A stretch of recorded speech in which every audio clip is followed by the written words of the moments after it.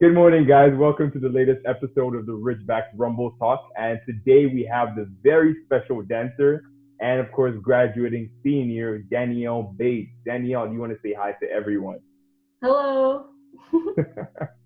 Wonderful, wonderful. So, if you don't know Danielle yet, I know she's really popular, but if you don't know her, she's actually in the varsity dance team and she just graduated recently in kinesiology. She was also a winner of the leadership award of this past school year, which was pretty cool. And Danielle actually has a sister who is also on the dance team, Natalie Bates. So I guess dancing is something that runs in the family, doesn't it? Yeah, just a little bit. And she's also a pretty intelligent dancer too, though. I found out that she had a perfect 4.3 GPA in her first year of school. How are you able to even balance both of that? Do well in dance, do well in school? What's the magic? Honestly, I feel like it goes hand in hand. I feel like being a dancer and growing up in dance kind of also teaches you like discipline and work ethic, and that kind of translates into my studies. So I feel like when I'm dancing and studying at the same time, I'm way more productive than when I'm just doing one or the other. Oh, that's good. It does keep you on your toes for sure, and it kind Yeah, of leaks off into everything else you do. exactly. Yeah. Okay, that's perfect. So tell us a bit about your background. You're from Bowmanville, Mm. Ontario. Shout out to Bowmanville. Tell us a bit more about your upbringing then. Just a brief uh, summary. Yeah, Bowmanville, born and raised. Been dancing since I was two. Done a few other sports, but dance has always been my one and only love. Um, yeah, Bowmanville's pretty cool. I live near a beach. I have a dog. I like to go on walks. But yeah, That's that's fine. it. What's your dog's name? Well, I have an old dog named Bo. He's little. And then I just got a new puppy during quarantine, and he's 10 weeks old, and his name is Parker. Bowen Parker. That's pretty cute. Yeah. All right. So we're gonna talk a bit more. We'll talk more about your dogs, how they really helped you a whole lot.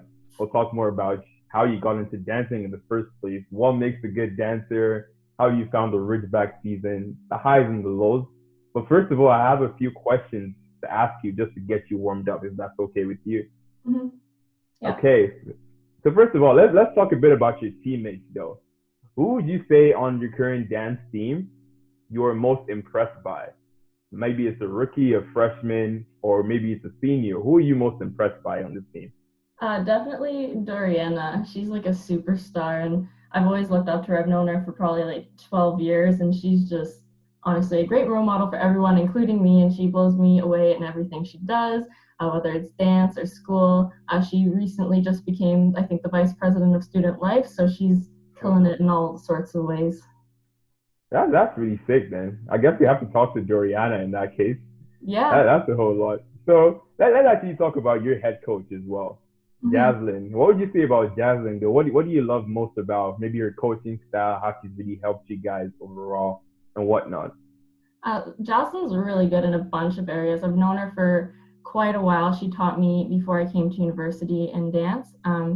I think the best thing about her is that she really cares about individuals. Like before the team, she makes sure that everybody um, is um, like she tries to make everybody feel special and give them their own spotlight, and then also kind of checks in with us and makes sure that school and life is always going well first before dance, because that's the foundation. You have to make sure your life is going well before you can be a good productive teammate. So she's always checking in on us and really cares about our well-being.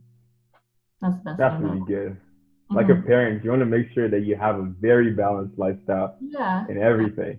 Mm-hmm. That's really good, man. That's good. So when you said she did teach you beforehand, you did mention that she taught you before. Was Yeah. that when you were at Clarendon in Yes. high school? Yeah, so she was, I went to her studio. So she has a private studio in Okay. Whitby called Living Arts Academy, and I attended there for 2 years before I went to university, and I'd been taught by her in the past, so we have a little bit of a history.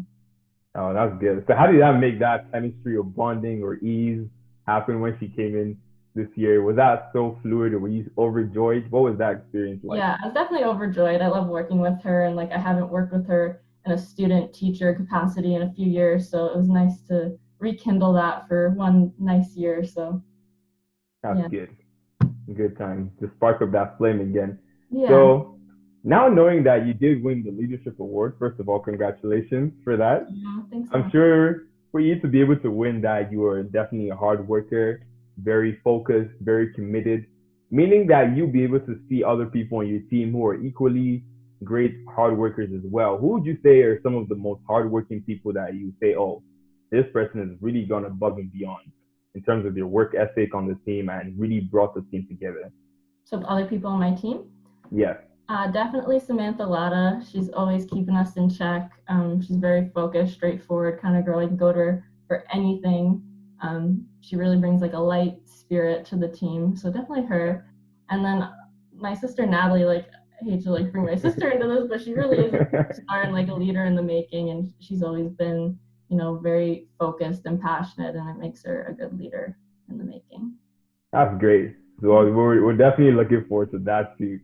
So let's talk a bit more now about dance as a sport.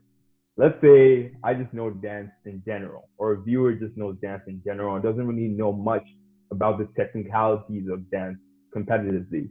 Mm-hmm. What would you say makes up a perfect dance routine? Because I know you've probably done that before. You're that good. Mm-hmm. What would you say makes up a perfect dance routine in your opinion? A perfect dance routine is a combination of a lot of things. In the competitive world, you definitely have to have good technique, which is like your foundations, like good lines, good flexibility, good timing, rhythm, stuff like that.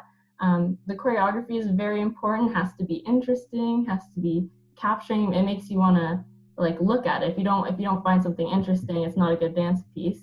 Entertainment definitely plays into choreography as well. You want to entertain the audience. You want to make them feel something, whether it's happiness, sadness, like whatever emotion you're trying to relate, it has to get to the audience. Yeah. And I mean, like costumes are good too. Having like a sense of unity within the dancers, like everyone kind of has to mesh together and have the same sort of style and project the same kind of energy. Everyone has to be on the same vibe. So those would be the things that make a perfect dance routine. That's perfect. I like how you did mention that you need to make the audience feel something when you dance in front of them. That means you need to portray that strong emotion and show heart when you're dancing in regards to that. So let me kind of take it back a bit though. I remember back in 2018, you ranked second at UDC alongside your teammate, Brianna, and you guys performed very well together as a duo. Now, when you're performing in the team all together, how are you guys able to collectively portray a strong emotion when there are multiple people involved together in that team? How does that work? How do you get that to happen? Yeah, it takes a lot of communication, like during practices, and like the choreographer is in charge of the story or the theme of that dance. So it's their job to kind of communicate to the dancers what they want from them. And then it's like the team captains or the older dancers, we kind of take charge and make sure, everyone understands what they're supposed to be doing, when they're supposed to be doing it. And it's honestly just practice. You do it over and over again, full out. And if it's not enough, the coach or the choreographer will let us know we need to up it a little bit more. Or if there's personal research that we need to do, if we don't have a personal connection to the topic, if it's a sensitive topic about, something that you haven't had experience with, then maybe you need to go do research and find out about it so that you can better communicate. So what are some of those favorite topics that you say have really connected with you that you liked straight off the bat, that helped you express yourself as freely as possible? Like the kind of emotions that you like, what are like, we let's say, about? Like the theme of, let's say, a performance that you guys did. What are some of those special ones that really resonated with you? Sure. So this year we kind of did one. It was called Women's Work, and it was about women's struggle and how sometimes you have to work a little harder. And I think that all as women in an education at a higher level, I think that we could all kind of connect to that theme of like maybe having to prove yourself a little bit more or work a little harder. So that was one that kind of resonated with me this year, that I really enjoyed presenting on stage, and knowing that it reached out to an audience and people felt the same thing. It felt good.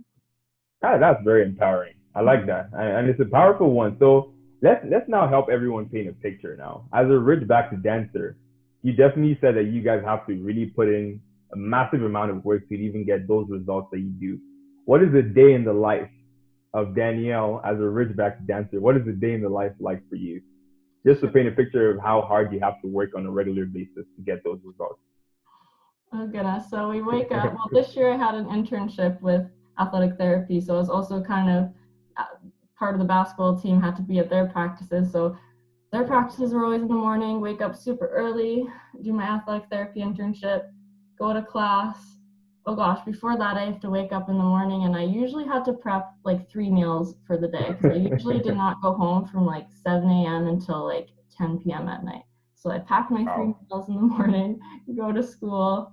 After school, I usually had a little bit of a break where I do some studying, go to ETS, go to the gym, whatever I had time for. And then dance practices, I don't know, in the dance world, like dance is always at night, like 5 p.m. or later. So our dance practices were very late this year. I think some of them went to like 10:30, 11. So from like 7 to like 10 sometimes we'd be at the studio a few My times goodness. a week. And Yeah. what does those practices look like?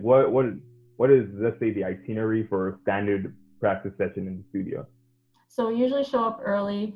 Jasmine likes us to stretch and warm up on our own, so we'd have to come maybe 15, 20 minutes early, stretch, catch up with everybody. If you missed a class or practice earlier, you got to catch up on what you missed. Um, Stretch, warm up, and then when we go in, if we're starting new choreo or adding on to a dance, we usually jump right into it and start learning new things. Or if we're just cleaning a dance that we've already finished, then it's literally going through the piece step by step and making sure that everybody is on the same page and doing it over and Okay. over and over again.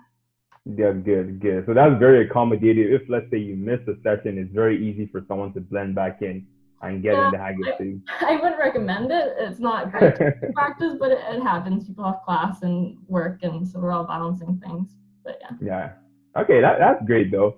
So of course there are many different kinds of things that you guys focus on. It's those different categories that you guys specialize in altogether. I mean, you even performed during the home opener for the basketball game. So Mm-hmm. what would you say that routine was like? What inspired the routine that came about for that? That one was definitely just trying to have big energy, big vibes, and be lots of fun because that's exactly what the home opener is about. Is like bringing a community together and having fun. Jocelyn choreographed that one, so in the studio, I think literally she was like, "What would I do at a party? Like, how would I dance at a party?" And that's what came about. It was just really fun and high energy. I did notice that. It was very, very, very fun. Whoever Mm-hmm. came up with the whole thing, all you guys did was just blow our minds that whole day. Well, So thank I'm very impressed. you. So now you guys improved a whole lot, definitely. And eventually in 2019, you did rank first in UGC alongside your partner, and you got a score of 94 point something. Do you remember? Let me quiz you on that. Okay. 94.47. That was it. But now, how does the scoring system work? Let's say someone like me who watches it but doesn't know what to look for when judging a performance. What are those things that they look for when you're saying, okay, you guys did fantastically well in this, this, and this? What is that like? So it depends on the competition that you're going to. They'll set out their own guidelines that you can look at beforehand. It's always a score out of 100, no matter where you go. And usually it's based off of three criteria that I kind of mentioned earlier. It would usually be something like performance, technique, and choreography. Choreography is usually like the lesser of the ranks. It would be maybe worth like 30 out of the 100. And Yeah. then performance and oh shoot, technique. Technique.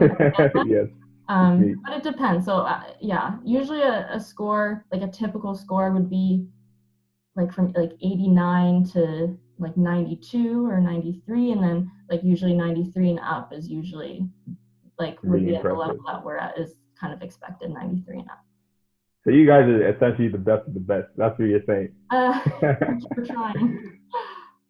That's great then. Okay, let's wrap it up in terms of the technical discussion that we've been having about that. We're going to talk more about how your lifestyle then shapes around varsity dance. What would you say were some of the best moments for you and you and the team, as well as some of the low moments that you felt, okay, we could improve on this moving forward, just in general? What's your recap? Sure. The high moments of being on the dance team are definitely always the year-end show, because that's when we definitely get to connect with our community the most, and people from the public come and see us, and our friends and family come and support us. And it's not necessarily like we're not in competitive mode. We're just like in like dance for fun, like this is what we love to do mode. So we always have Yeah. the best memories like backstage on those days, and it's really unfortunate we didn't get to have our show this year because of the Yeah. COVID situation. But that is always the best day to be on dance team. And then definitely lows. there's usually a point, like, I would say like mid-February, like end of February, where competition is coming fast and like we're not necessarily done everything we need to be done. And that can definitely be the most stressful time of the year. And usually we have like reading week and midterms and everything all in Yeah. a span of like a week and a half. So that's definitely like the low point of the year. I'm trying to get everything done in midterms, and but it's worth it to get everything done and have a good comp season. Oh yeah, of course it's worth it. I think Mm-hmm. we could definitely see that based on the results and everything. And you guys have made this happen. So we're gonna change gears a little bit now. I want to ask you a few pretty random questions just to get your reaction, get a reaction out of you, see how you answer this. Okay. First of all, what is so fantastic about ice cream cake? Oh my gosh, come on. Ice cream cake is the best. I literally have it for my birthday every single year, and my birthday's in December, so it's like the worst time to have ice cream cake. I don't know. I Oh, don't just Dairy Queen, the one with like the fudge in the yeah, middle. Like I literally yeah. only eat the fudge. Like that's the best part. What? So I don't even know if I like the ice cream portion. It's just like that little bit of Just like that little first part. chocolate fudge. Yeah. That's interesting, bro. That's one new thing we know about you now. Okay, fantastic. So I have another question though. This is more about your teammates still. On the less serious side of things, who would you say is the funniest person on your team? Hmm. There's a To get bunch the of good jokes vibes today. going. Oh goodness. Don't want to like forget anyone. The funniest. I think Olivia Nora, Oh she's yeah. pretty funny. Pretty funny about life and her reactions to things. She's a hoot. She's really funny. So when things are getting really tense, Olivia is the most likely person to cool off everyone. Yeah. Or she'll be stressed out too, but she'll at least like make it funny and make us feel like we're not alone, and make us have a little giggle. Yeah. That's interesting. Okay. So funny enough, looking more on the funny side of things though, I know you do dance competitively, and do you dance casually as well? Let's say just for fun on like TikTok, for example. Are you into those kind of things as well? Recently with like quarantine, yeah, and like I teach kids, so they have gotten me into TikTok. It's obviously very addicting. But Yes. yeah, I try to dance like casually just on my own time because it's nice to just kind of let go and have a day to dance for yourself. Yes. Yeah. That's fun then. Okay, now this one's a bit more on the weird side though. What would you say is one weird thing about you that not a lot of people know? That's kind of like maybe an inner circle secret. You don't have to say if you don't Definitely want to though, no. but Weird. kind of like Hmm. That's a really hard question. yeah, I know. Or maybe even something that you wish more people knew about you that not a lot of people know. Okay, not that I want people to know about this, but like for some reason, like feet do not freak me out at all. And maybe that's why I did like athletic therapy internship. Obviously I don't want people to know this, but maybe this is weird. But like I feel like growing up as a dancer, like you just don't find feet weird because you're always in bare feet. And like Oh people my like god. think it's weird that like I don't mind like when people's feet are on me and stuff, and I'm like it really doesn't bother me that Oh my much. goodness. Like obviously gross feet, like I don't want gross feet near me, but like feet in general. Feet in That's general. so weird. I don't know. That's interesting. Mm-hmm. Yeah, you're right. I don't think I can handle any kind of feet. Yeah, No matter how clean your feet are, no, get that away from me. Okay, that's fine then. So let's see. Let's say I'm Mr. Genie. I came out of whatever that thing was to be rubbed. I don't know. a And I lamp. presented you a lamp. Yes. I don't know how I forgot that. And I presented you with three wishes, just in general, but anything. It could be for yourself, your family, your sister, the dance team, whatever it is. What would you wish for? Hmm. I would definitely wish for like a paid off, beautiful house in the country for my parents. That's like number one. Yes. Um,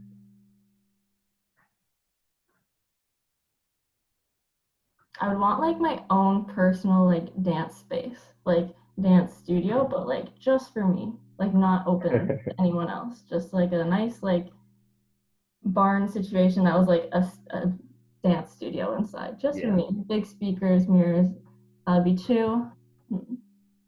And like I gotta say money because I just graduated and student debt's real and I'm doing my It master's, is. so I definitely need like maybe a couple $100,000 to travel and pay off school. Well, your wish will be granted. some way, somehow. I don't know how, but you will get it. Okay, speaking of numbers, though, since we're talking about numbers, I have this little challenge I like to try with you. I tried this with someone else, and I'm not going to tell you how far they got, but it's just a little game I like to play with my friends or anyone I meet. So it's Okay. a math challenge, and it's very Oh, simple. no. What it is that off the top of your head, it's mental math.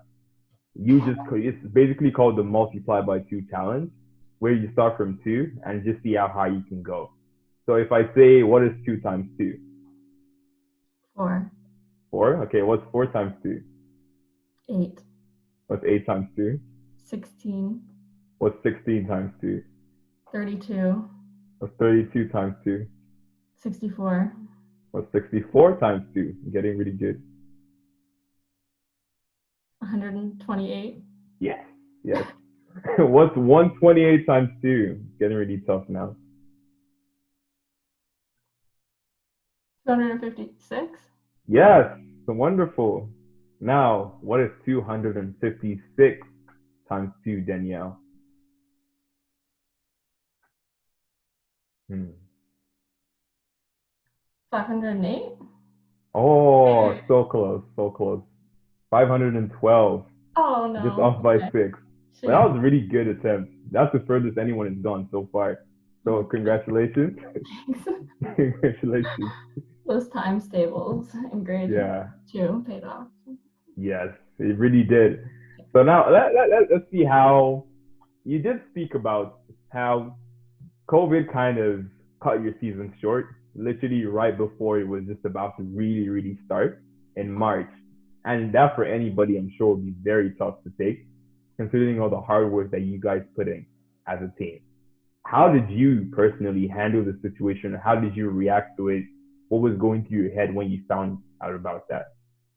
Honestly, it didn't even feel like real life at all. Like literally the day that we were leaving, like we showed up at the studio, like with our stuff. We were just meeting there, like we were about to like leave for our competition. Like literally, like the world like shut down, and like getting emails from like Yeah, the athletics director and the comp, and like we were just trying to figure everything out. We didn't even know if we would go to our first competition, and luckily yeah, we did. But like it honestly felt so surreal, like how it just happened so fast. How on the Wednesday we were having like a captain's practice with like all the athletes getting ready for our show, and yeah, like it was just like total normal life, like having dance practice, and like literally the next day it was like everything you worked for is like over. It just didn't feel real like at all, and it was honestly devastating. But like at that last competition, like we were talking like the girls on our team, and we were like, this is like literally like might be our last time. Like we didn't know what was going to happen, so we just wanted to make the most of the time left we had on stage. And it kind of just made me take for granted, like, or realize that I maybe did take for granted the opportunity to dance on stage. So we really just danced our yeah. heart out, and yeah. Yeah, that is tough though. Yeah, it's a whole lot to go through, and even on top of that too, your graduation couldn't Yeah. happen physically as well. The double hit right Yeah. there, double whammy. How did you take that too? I mean, it is what it is. Like, I celebrate at home with family, and like all my friends are all messaging each other, and Uh, it's bittersweet. Like, it's nice to be done and like feel recognized in the ways that they have done online, but it's not the same as like, those people that are from out of province, or, we didn't get to say goodbye to a lot of people. So it's bittersweet. yeah, It's good we have like social media and stuff to stay connected and celebrate online though. wonderful. What a time to be alive. 2020. If Uh, not for the internet, yeah, we'll how would we remember be? forever. Exactly. So now looking back, you did say that there were some moments you felt like you took for granted. There were some moments you felt you wish you had cherished a lot more if you knew what the future was going to be like. Mm-hmm. So let's say you were having a conversation with your sister, Natalie, for example, who is still in Ontario Tech. And now from these lessons you've learned around this year, what advice would you then give to her to make sure that she cherishes the moments a lot more and doesn't make maybe even some of the same mistakes that you might have made growing up? I'm just using Natalie as a specific example since you're related to her, but I Yeah. guess this is applicable to about anyone. So what Mm-hmm. advice would you give to her looking back in perspective? I would just say don't like take yourself too seriously. Just like enjoy every single moment. That's so like cliche, but like in the moment you can get caught up in so much like worrying about like what you're doing 2 days before, and you're not really thinking about how much, how grateful you should be for being at dance or being with your, teammates. Just like kind of take it easy. Everything's going to be okay as long as you're, like working hard and have good work ethic, but you just got to take time for yourself and enjoy what you're doing right now, not thinking 10 steps ahead. Be present in the moment. Yeah. That kind of thing. Mm-hmm. That's really good advice then. So while you were present in the moment during your school year, I know you already mentioned that you were able to balance your schoolwork and your varsity sports and how your work ethic in varsity sports really trickled into your schoolwork as well. But now being more specific in terms of maybe practical things you did. Let's say I want to pick apart your brain, take a leaf out of your book. What are some of those kind of practical things you did to make sure that you excelled in both avenues? Um, I think that I am really good at time management, like knowing how long something's going to take me. Like if I need to, finish my solo and do a paper in one weekend, like I know how much each is going to take of me and how much energy it's going to take on me. So really just like planning ahead every single moment of your day, almost being like, I'm going to do this in the morning, this at night, and also like give some time for myself in the middle. Yeah. So time management is definitely a huge one. And then taking time for yourself, because you can't be good at everything. Like sometimes Yeah. you literally need to sit at home and like play with your dogs or watch Netflix or go out to a restaurant. Like even if it's inconvenient, you need to do it for yourself to recharge and be focused when you do go back to that paper or you do go back into the studio. Yeah, that is true. I do like that advice. You can't be good at everything, but Mm-hmm. of course, still put in the effort that you need to in every single avenue or whatever. Yeah. So, in that regard, of course, I'm sure you've definitely done some other sports growing up. To like, what other sports were you into apart from dance? I Let's played see. soccer for a really long time and like Okay. almost went rep, but like I did like all star. I think that's like half rep. I don't even know. But I don't know. I didn't love soccer. I don't like being out, like I don't like grass. Like I love being outdoors. I love camping and stuff, but like I hated going to soccer games like mosquitoes and stuff. That was the worst. Oh, Um, I did play like basketball like in school, like elementary and high school. Um, those are like my two main sports I played nice. growing up. Okay, that's good. That's good. So, what then inspired you to choose dance specifically and say, okay, this is the one that once this is what speaks for me best as a person, and I want to go specifically into varsity sports now at a higher competitive level. What inspired that decision for you? So actually my first year I decided not to do varsity while I was at Ontario Tech. I kind of just wanted to focus on school. And then I Yeah, realized that was totally the wrong decision because I could not live without dance. Literally, I was like, and yeah, like it showed in my studies and it showed in every part of my life that when I wasn't doing dance, like my whole brain was like messed up. So I wanted to like pursue it at a higher level because it makes me more focused, gives me something to work for, makes me more motivated. yeah, And obviously it's an outlet. Like dance is pretty cool because it can be a sport, but it's also very much an art. So you can use it as an outlet to for emotions, for physical activity. Like I think it works for me in so many ways, and that's why I wanted to pursue it at a high level for as long as possible. great. So Danielle and dance are basically synonymous at this Yeah, point. It's just part of always your life. have, always will. Mhm. That's great. That's great. So, what are your plans for dance in the future then? Now that you've graduated, what are your plans for dance? So I currently teach at Jaslyn Studio, actually Living Arts Academy in Whitby, and I have totally fallen in love with teaching the next generation. I think I want to get better at it and I want to continue and grow in that area because now I'm kind of moving away from making myself like personal growth in myself and now I want to give that to others. And I really love choreographing for younger kids and um, yeah, it just makes me really happy, makes me feel purposeful in dance in another type of way. So that's kind of what I'm moving towards, becoming a better teacher and a better choreographer. That's great. Sharing is always caring every Mm-hmm. time, and it's always great to pass it on to the next generation. Yeah. And Living Arts Academy, that's Javelin Studio, right?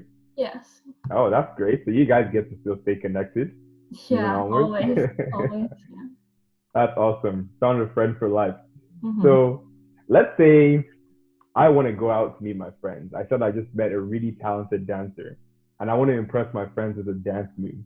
What is a quick dance move you can teach me or anyone right now that I could do to impress everyone? Do you want like a technical dance move or a like fun dance move? Let's say more fun. Something that's really trendy or modern or I don't know, whatever the kids are doing Honestly, you nowadays. have better luck like literally going on TikTok than like asking me for a trendy move. I had Uh, a feeling you'll say that. yeah. But what would you recommend? Anything. Let's say something technical now. Hmm. Trying to think of like what we taught the captains this year because they were all like non-dancers and we tried to give them some moves. Mm. Hmm. Honestly, like so many like everyone knows how to do the woe now. That's a thing. Can Oh, yeah, see. good. Um, hmm. I don't know, a I guess Russian. A Russian jump is like you jump in the air. It's basically like a star jump, but you want to try and get your legs off the air as big as possible. And it's like very athletic. Like if you ever seen like Doriana do it, she gets like some massive height and like does like the splits in the air. yeah. You can give it a go on your own time, maybe not at your computer. No, right now, I can't even do that away from my computer. Mhm. I'm not that talented. I'm not that flexible. That's why that's for you. You're blessed with the skills to be able to do that, not me. I just talk. That's what I can do. Oh, that's But fun. so let's see. Let's go into a rapid fire round. I'm just gonna ask you a bunch of very random questions, Okay. more of this or that, and then we just run through that just to see your reaction yet again Okay. and learn more about you. So Netflix or YouTube, Netflix. pen or pencil, Pen. pen. Okay, coffee or tea, Tea. tea, horror or comedy, Comedy. comedy. Okay, card game or board game, Ooh, board game. board game. Nice choice. Classical or jazz music, Jazz. jazz. Okay, breakfast or dinner. Dinner. Okay. And if I wanted to become friends with someone, Danielle or Natalie? Danielle. Danielle. Oh 100%. my gosh. Just 100%. I kidding. like that. Confidence. Okay, Both of us. let's Friends with both of us. We're a package deal, basically, anyway. So, Oh, fantastic then. That's great. So let's wrap up with this. I want to learn more about you as a person away from all the sports, away from school, all of that. What is your life story up until this point? How would you summarize that in a minute? oh my goodness. I come from a really good family, as we said, in Bowmanville, nice small Yeah. town. My parents were great, always very active, taking us camping, putting us obviously in lots of sports activities. Um, we are major campers. My dad likes to take us on yearly trips to BC and Alberta, like to hike some mountains out there. My parents have always been my number one fans, always inspire me to do better in school and in dance, just to be the best version of myself. Um, Very big dog lover. hence my new puppy. Um, Good. yeah, I think I grew up a lot around physical activity, and that's like what kind of led me to kinesiology. My love for health promotion and trying to get people as active and in love with physical activity as possible. That's what Yeah. made me want to do kinesiology and pursue my master's. Um, yeah, that's That's awesome, regardless. Okay. So now let's say we've come to the end, though. And what is your final message to the whole world? What would you like to say just to end off? um, here, since we're talking about a dance team, I think that everyone once in your life should step into a dance studio, no matter what kind of dance it is.